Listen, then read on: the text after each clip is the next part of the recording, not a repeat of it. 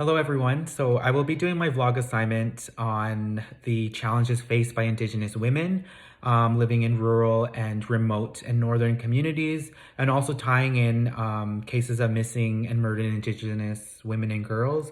But before I do start, I just want to say a quick land acknowledgement. So as a collective, we respectfully acknowledge that we live and work on the unceded traditional territory of the Lheidli T'enneh, a member of the Dekel Carrier First Nations. We express our deep gratitude for the opportunity to be on this land and recognize the enduring strength, knowledge, and generosity of Indigenous people. Also, forewarning, I just want to touch on this quickly here that the content that's addressed in this topic include themes such as rape and violence against women, which may be disturbing and triggering for some. And if it is, I just encourage you to pause, take a moment, and come back if that's something that you need to do. So going in and just delving into the information here. So I selected this topic just to acknowledge and highlight the various challenges faced by Indigenous women, particularly those living in remote and rural northern communities like here in Prince George.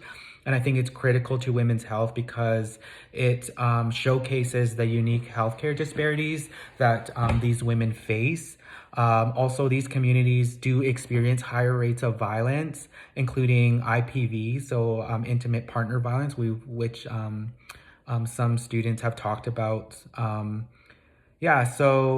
alongside all of this, we're looking at the limited access to healthcare and mental health services and how those things may contribute to the missing and murdered Indigenous women and girls crisis. That is also just a global issue, but we hear a lot about it in BC and stuff. So just kind of touching on that. And how all of this affects the well-being and health outcomes for Indigenous women and the communities in which they live. On a provincial, national, and global level, locally in BC, Indigenous women often experience geographic isolation, which can exacerbate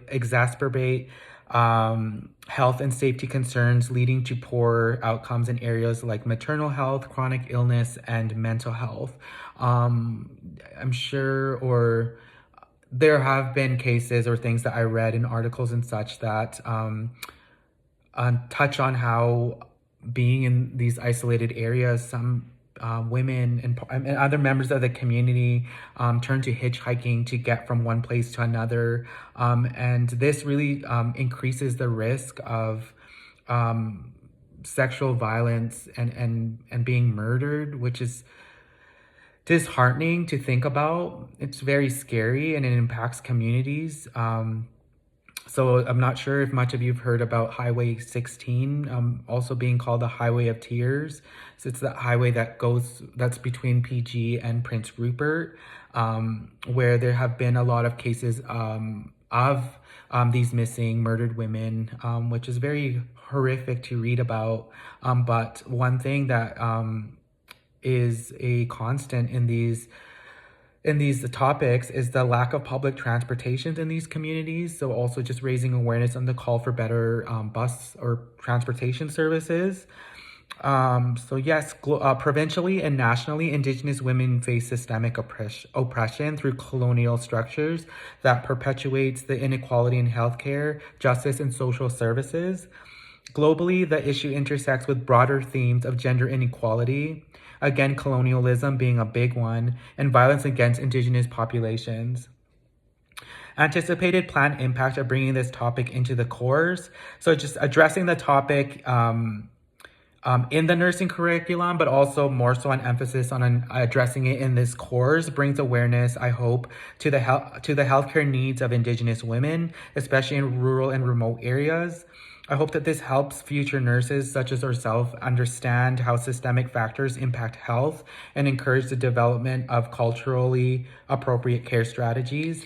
It also fosters critical thinking around intersectionality of race, gender, and healthcare access.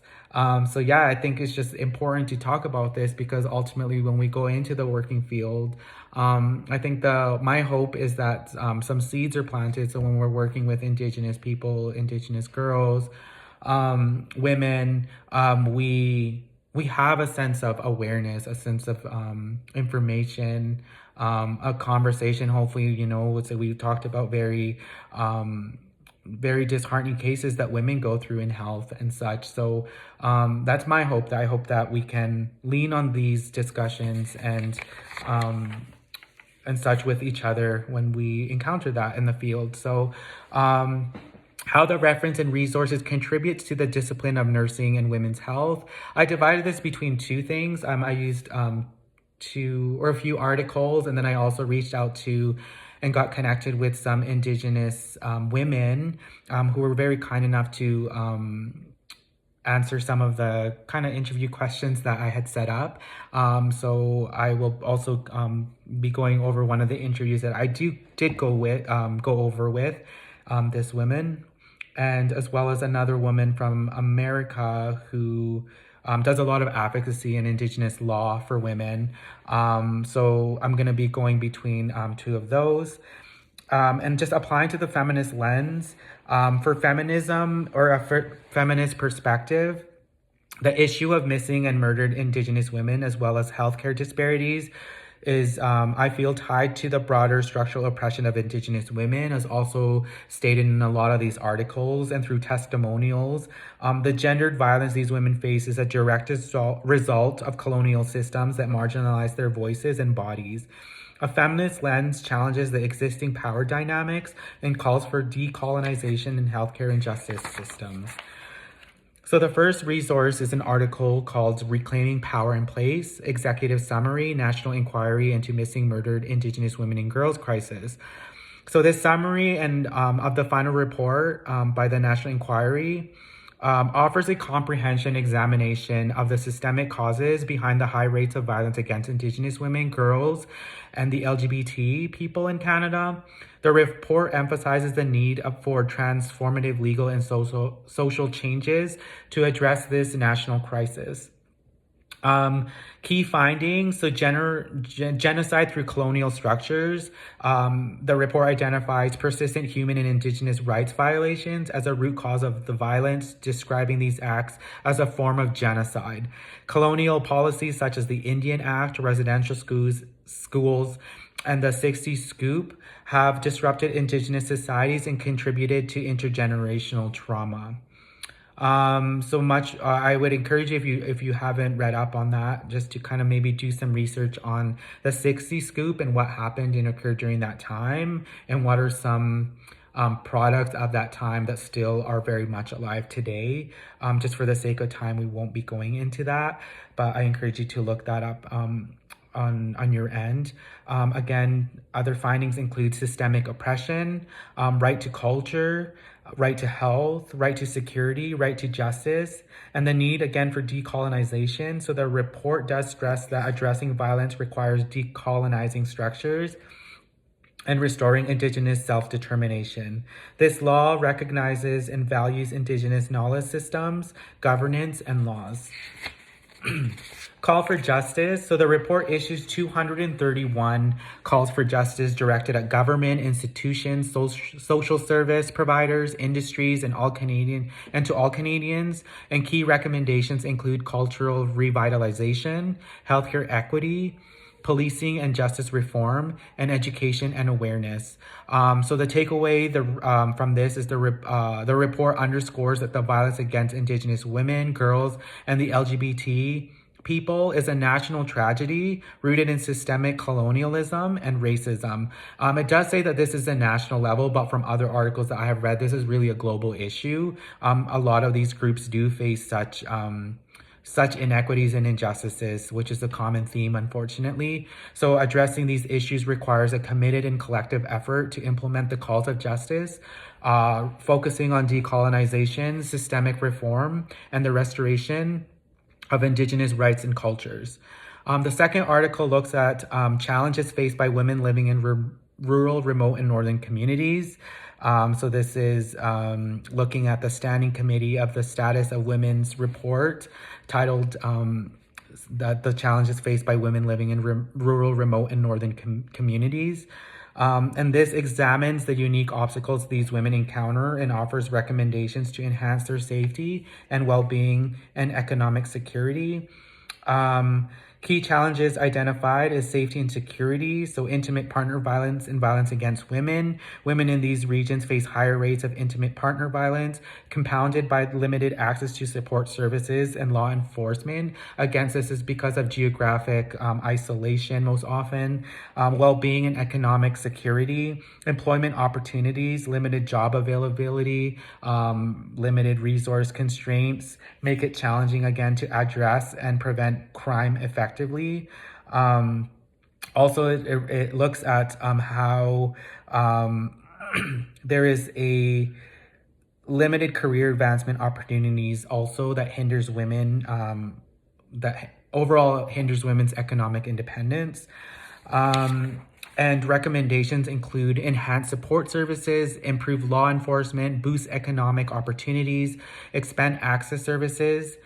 And so women in rural and remote and northern community face distinct challenges that require targeted interventions. So looking and seeing what are some core issues and addressing these issues asks for a comprehensive approach involving enhanced support services, improved law enforcement, economic development, and expanded access to essential services to promote the safety and economic security for Indigenous women. The last article looks at the statistical portrait of women and girls by the relative remoteness of their communities and how living in such communities that are remote can impact health and the well-being of Canadian women and Indigenous girls. And they're significantly influenced by the remoteness again of their communities. Those in more remote areas, particularly Indigenous populations, face challenges such as poor general and mental health, reduced physical activity, limited access to healthcare providers, and higher mortality and suicide rates. These findings highlight the need for targeted interventions to address health disparities in remote communities. Again, there's a lot to unpack. I wish we had more time, and all the topics that we've covered and we've listened to in the vlogs and stuff are so important. And also just kind of reading and dissecting everything, you do see that interconnectedness of how all these things play a part. And it's unfortunate that communities have to face and feel more weight of such issues. So again, I think it's important we talk about, but also again, talking and discussing is one thing, but I feel that allowing for our words to dance with action is just true advocacy and just a lot more productive and effective. So I'm gonna be just going over the interview here with the and one of the Indigenous women that I did interview. I did gain consent and am able to just share the story or their testimony here with you. So it is my honor to share the words of Kathy Finney from the Statliam Nation in Lillooet, BC on Reserve Haklip. So question one, I asked, can you share any challenges you faced in accessing healthcare services in your community? How have these challenges impacted your health and well-being? This may also apply to how such challenges affect your community. Kathy states, I'm going to speak from my job. I am a pretty good advocate for myself and for my children when they were growing up. I haven't had many challenges myself. Also, we are Indigenous, but we do qualify as white passing. So the program that I work for is an advocacy and mentorship program, and we provide support to Indigenous women who are urban, which is an away from home population and on reserve. These women struggle with addiction issues, so you tackle their addiction issues with needing medical care in the hospital, such as the Chilliwack Hospital, in which we work and reside in. Chilliwack is considered the Bible Belt. It has more churches per capita than any other city in BC. It is a very high white population with Dutch ancestry. The hospital has a complaint system that allows Indigenous people to come forward with their complaints of racism against the hospital, and it has actually been highlighted as one of the hospitals with the highest numbers of complaints in the area. There are 11 Indigenous communities that surround this hospital, and we have clients that we bring here.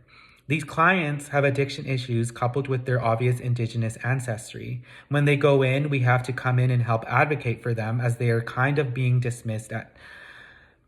It starts in triage. We have had clients who have started in medical distress, and triage continues to bring in the white patient before the Indigenous ones. And I'm not talking about severity, I'm talking about first contact. Everybody gets in line and goes to the triage to have their conversation. So they would be sidestepping in triage. They wouldn't even get to that point, and they were being completely ignored, even though they were in complete medical distress. And it goes right into the emergency department, where doctors automatically assume that any medical issue they have is drug related. They are not acting like allies or understanding and respecting the cultural differences that occur between non-Indigenous and Indigenous people. One client in particular, yes, she does struggle with drug addiction, and she had pneumonia at one time. When she was asking for support from the nurses because her oxygen levels were low, they actually scolded her about the cleanliness of her room. They said, "Is this how you people are raised?" And was just so hard to see. I'm not saying that everybody in the system is like this, but Chilliwack Hospital has its own difficulties with racism. Every opportunity that we have, we do bring complaints forward because the system is changing.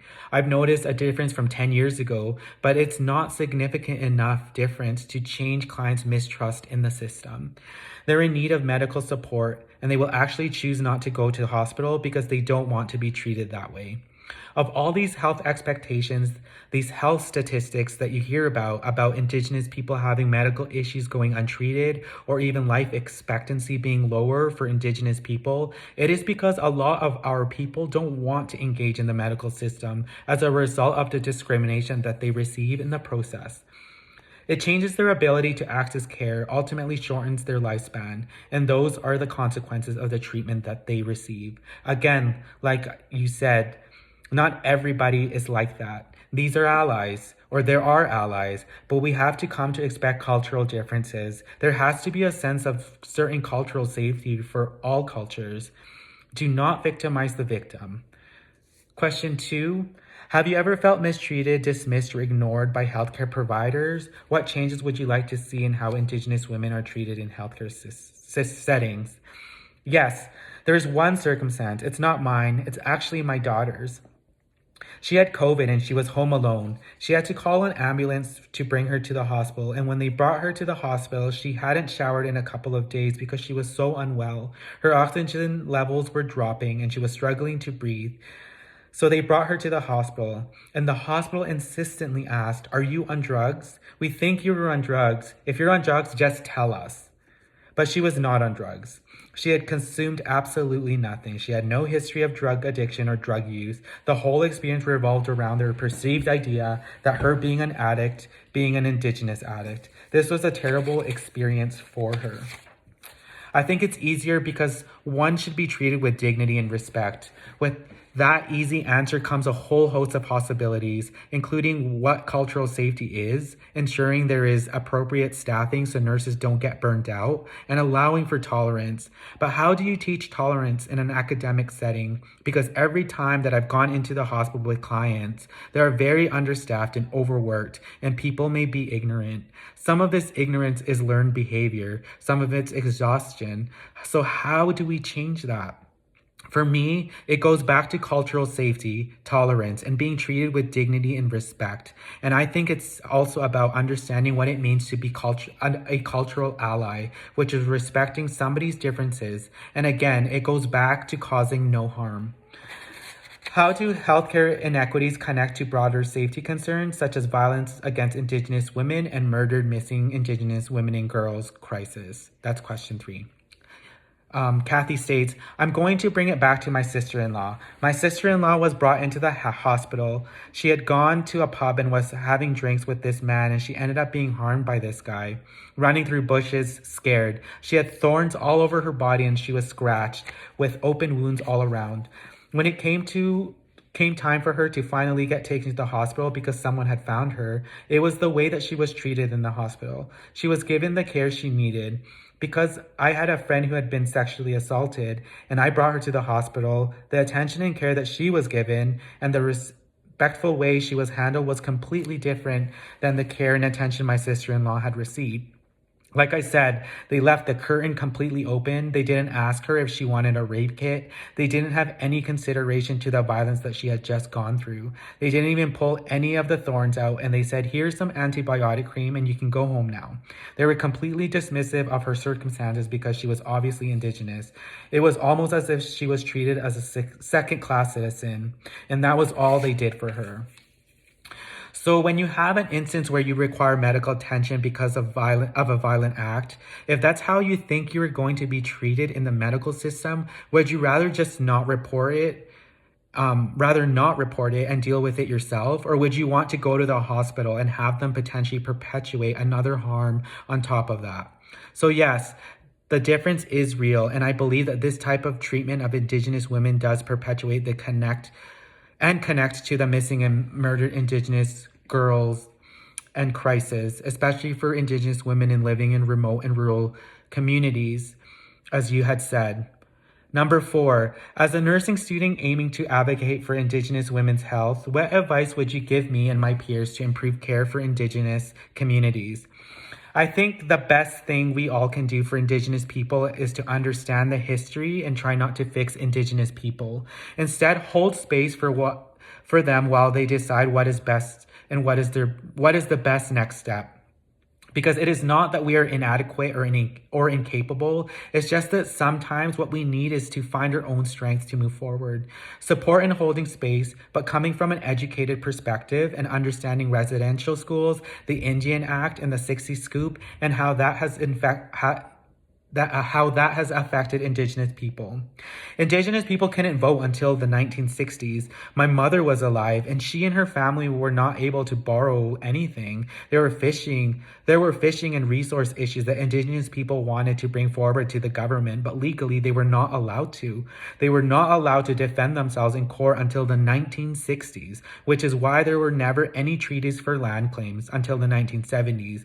Indigenous people were not allowed to go to court and make a claim for land, which is why it is an issue now. It's not all of a sudden we want land back. It's because we actually now have an avenue of recompense or of justice, of self-determination. So all these things that Indigenous people have gone through since colonization and how that has led to today, if there's a basic understanding of why Indigenous people are the way that they are, and then allowing them and saying, I understand that you need your process and that you need your 7 generations to heal. So I will be an ally. I will hold space. I will be tolerant. I will treat you with the dignity and respect that you are due. The only thing I have to say is do not interpret the information. Take it at face value. And it's not to say that Indigenous people are in need of salvation or protection. They just need to be respected and given the process necessary to advocate for themselves. That was a very insightful and wonderful experience to have as a student and as an ally. I'm really sorry for the sake of time. I apologize for that. I just want to read one more quote and then wrap it up, and my questions will be posted. And so this is from Dara Blackwater from Farmington, New Mexico, from the Navajo Nation. She is an attorney specializing in Indigenous and telecommunication law. She says, we must keep speaking up, to show up for our communities, to honor the names of the women and girls who have fallen victim to a system that appears to have forsaken them. I use my platform and my voice to call for justice for 14-year-old little girls like Emily Page, a loved member of the San Carlos Apache tribe. She deserved her 15th birthday. She loved to paint and create. Emily deserved her dreams of art school. Indigenous girls deserve to grow up. Indigenous girls deserve their dreams. Indigenous girls deserve to become Indigenous matriarchs. And that is what I will end with. Again, I'm so sorry for time, but I hope that you can take something away from all this information shared. Thank you and take care, guys.